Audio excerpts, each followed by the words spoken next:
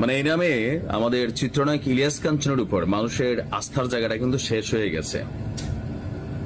Donald ট্রাম্পের সরকার বা মার্কিন প্রশাসনের যে একটা কালো জগৎ আছে, ডিপ স্টেট, এটা নাম শোনা যায় কিন্তু এটা দেখা যায় না। এই ডিপ স্টেটের এজেন্ট আমেরিকার নাগরিকরাই হয় না। যেই দেশে তারা ঘটনা ঘটায় সেই দেশের বিশেষ বিশেষ নাগরিকদেরকে তারা টার্গেট করেন। আওয়ামী লীগ সরকার পতনের পেছনে আইনমন্ত্রী আনিসুল হক, তারপর দরবেশ, সালমান এফ রহমান, আরাফাত, এই তিনজনকে কিন্তু ডিপ স্টেটের এজেন্ট হিসেবে চিহ্নিত করা হয়েছিল।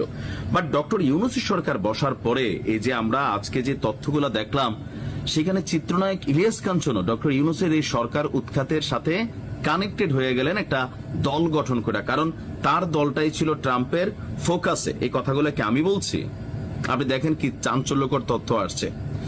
চিত্রনায়ক ইলিয়াস কাঞ্চন নেতৃত্বাধীন একটা দল সামনে আসছিল, জনতা পার্টি, রাজনৈতিক দল জনতা পার্টি। সেই জনতা পার্টি বাংলাদেশকে অর্থায়ন করছিল বিদেশি গোয়েন্দা সংস্থার এজেন্ট দাবি করা এনায়েত করিম চৌধুরী। দল গঠনে তিনি ভূমিকা রেখেছিলেন, এই জন্য নিয়মিত অর্থ যোগান দিতেন।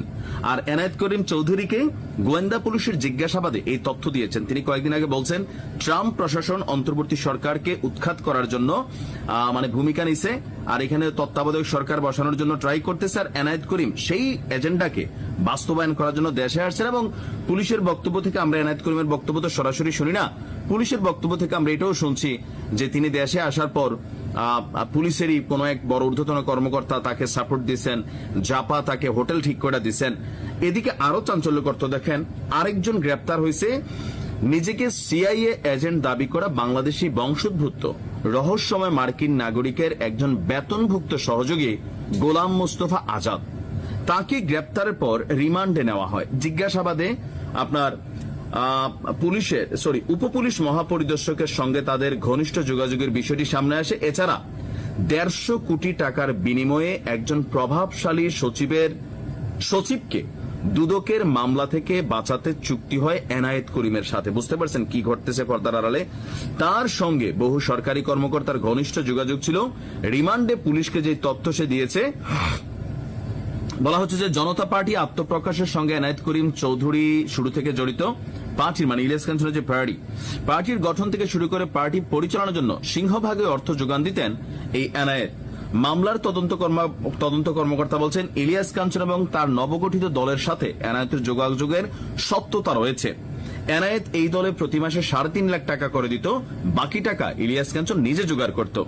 ইলিয়াস কাঞ্চন দেশের বাইরে থাকায় এই তথ্য তার বক্তব্যের মাধ্যমে যাচাই করা সম্ভব হয়নি। এখন যে অবস্থা, ইলিয়াস কাঞ্চনকে আসলে দেশে ফিরবেন? এই ব্যক্তি যখন এই তথ্য দিচ্ছে, ইলিয়াস কাঞ্চনকে তো অবশ্যই আসলে এটা মানে মিনিমাম লেভেলে গ্রেপ্তার করা হবে, অথবা তাকে জিজ্ঞাসাবাদ করার জন্য থানায় ডাকা হবে যে আসলে ঘটনার পেছনে কি। তো এই টোটাল ঘটনা কেন হয়েছে তার বক্তব্য, এই টোটাল ঘটনার মূল হচ্ছে যে এই যে ডক্টর ইউনূসের যে ইন্টারিম সরকার, অন্তর্বর্তী সরকার, সেই অন্তর্বর্তী সরকারকে পরিবর্তন করে নতুন জাতীয় সরকার বা তত্ত্বাবধায়ক সরকার গঠনের মিশনটা ছিল তার। আর এই মিশনে ভূমিকা রাখার জন্য Ilias Kanchan as a priority হিসাবে কানেক্টেড হয়েছিল।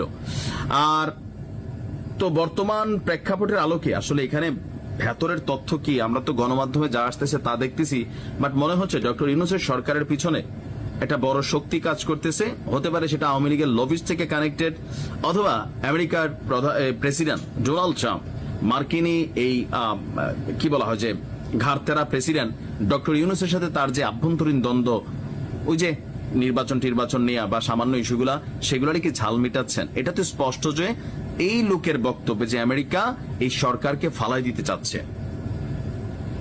এখন আসলে কি ঘটতেছে? তো ইলিয়াস কাঞ্চনের কপাল পড়ছে, দেশে আসলে হয়তো বোঝা যাবে, আসবেন কিনা সেটা হচ্ছে কথা।